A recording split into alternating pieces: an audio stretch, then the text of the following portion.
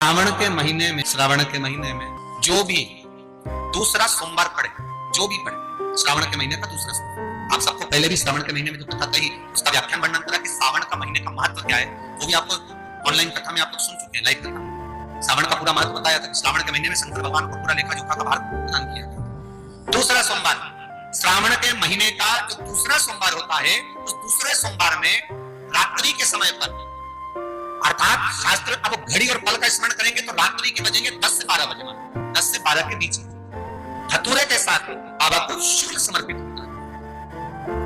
ये भी हमारी बाधाओं को, हमारी तकलीफों को, व्यापार व्यवसाय के लिए, नौकरी सर्विस के लिए, बहुत सारे एग्जाम में आप देख लिए, गवर्नमेंट एग्जाम के लिए बैठ लिए, नहीं हो रहा, ये 3 बार मेरे शंकर को बेलपत्री के वृक्ष के शुल्क समर्पित होते हैं, उसका आनंद और उससे अपने को सुख प्राप्त।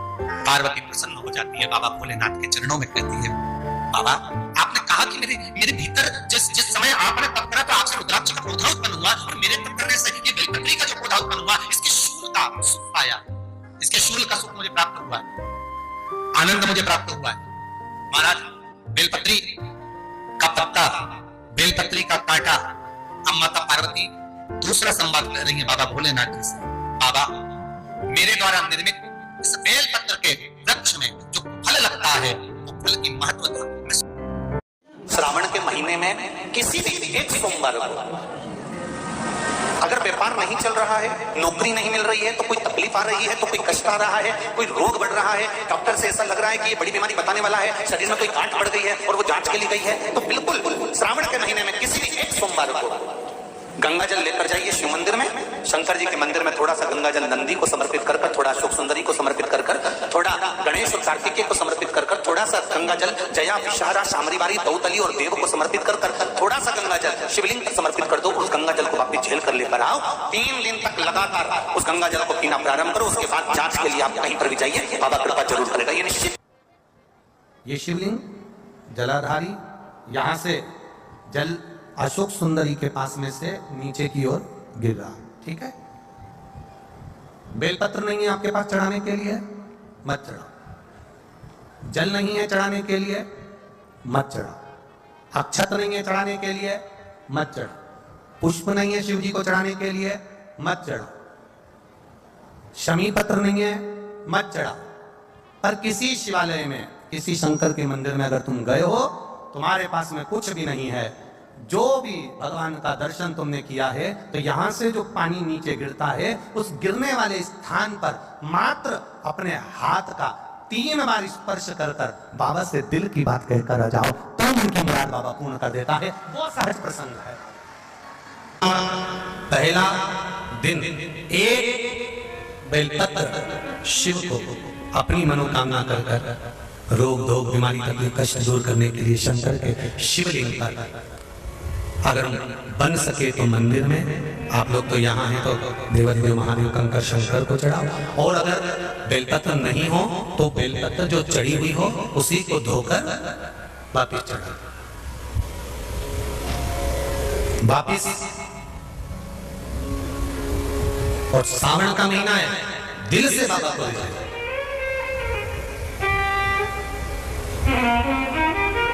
हम धर्म करने के चक्कर में, परमात्मा के भजन के चक्कर में किसी का अपमान ना करें। इसका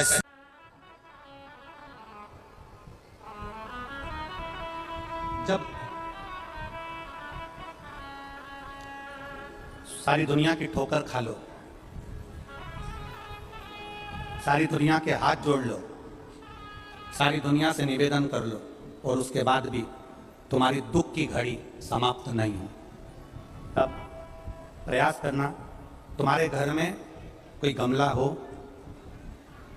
कोई पौधा लगा हो, जो भी पौधा लगा, हम ये नहीं कहेंगे कि वो गुलाब का है, कि गेंदा का है, कि शमी का है, कि बेलपत्री का है, जो पौधा तुम्हारे घर में लगा, जो पौधा,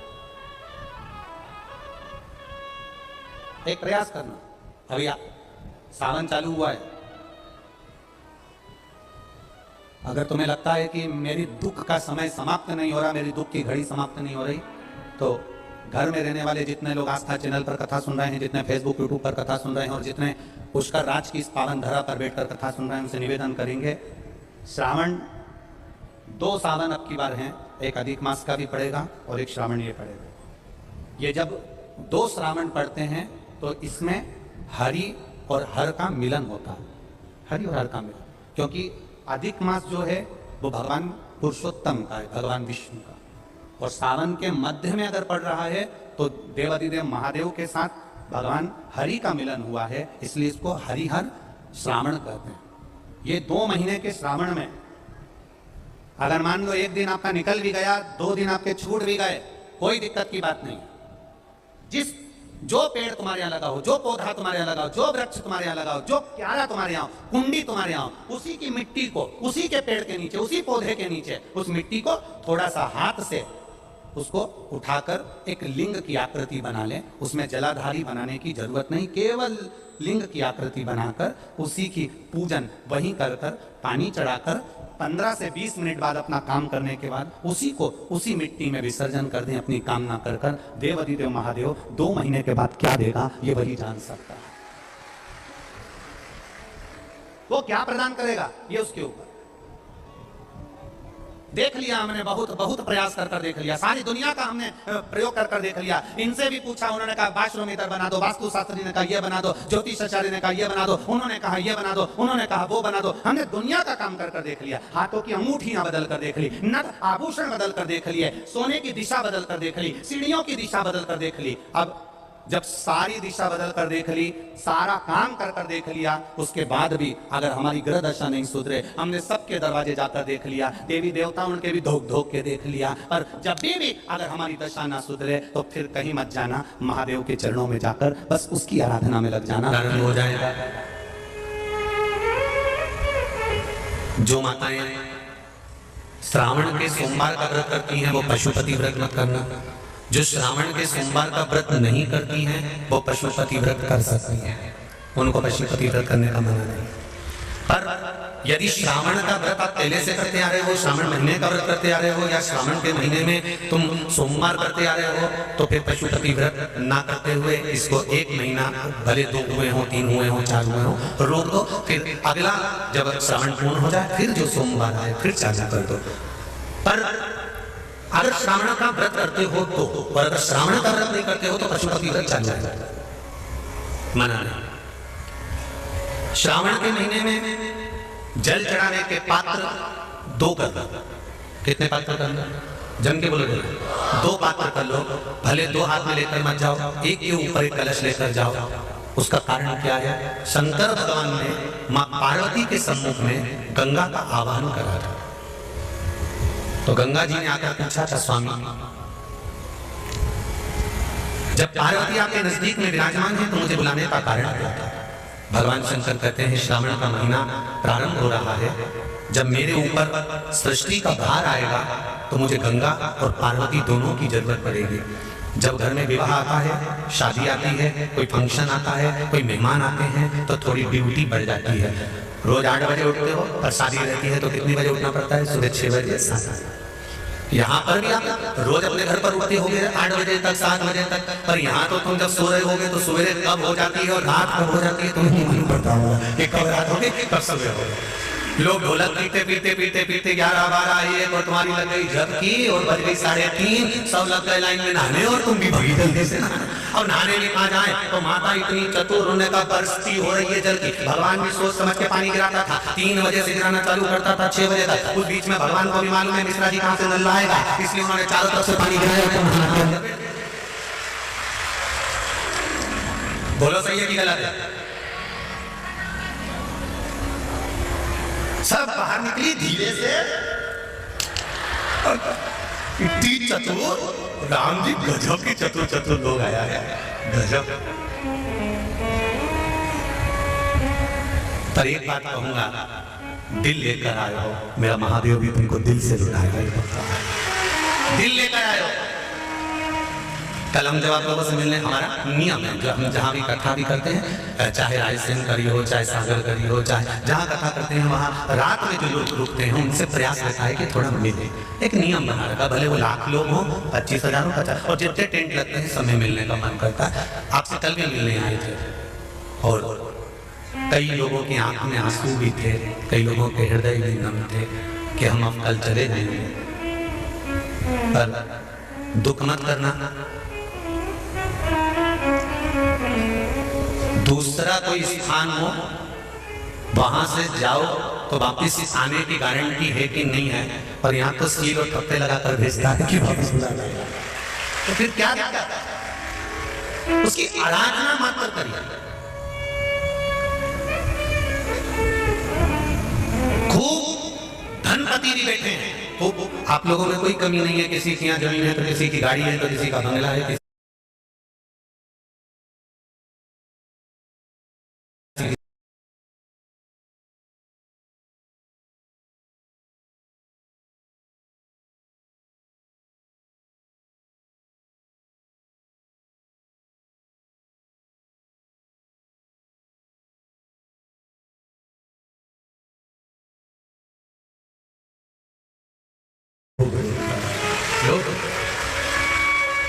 उसकी कृपा ही कर सकती है।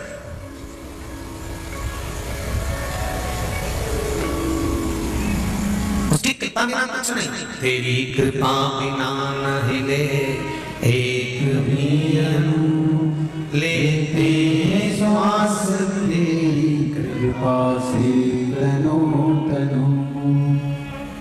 बाबा की कृपा होती है तो आना होता है।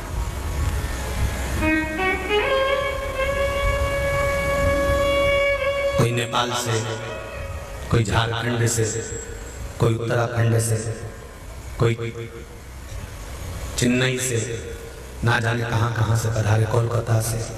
शिव कृपा है। कावड़ का जल लेकर, हाथ में जल लेकर जितने कदम चलकर हम शंकर के मंदिर तक या बेलपत्र के वृक्ष तक जाते हैं, जितने कदम चलते हैं उतने तीर्थ हम पार कर शिव के नजदीक पहुंच जाते हैं, उतने तीर्थ पार कर। सारे तीर्थ धाम आपके चरणों में, हे भोलेनाथ प्रणाम आपके चरणों में। सारे तीर्थ वहीं पर है, वहीं। पहले कथा में कहा 33 कोटि देवता शिव जी के शिवलिंग के पास, 33 कोटि, पूरा परिवार तो है, 33 कोटि देवता जहां से जल निकलता वहां विराजमान होते। तो देवता सब नहीं पाए तो वैकुंठ कहां होगा? ब्रह्मलोक, इंद्रलोक, जल लोक, वरुण लोक, गरुण लोक, सारे वहीं। इसलिए शिव जी का मंदिर नहीं होता, शिवालय होता है। क्या होता है? शिवालय। शिवालय का मतलब होता है लय, लय मतलब इसमें विलीन हो जा, शिवालय इसमें समा जा।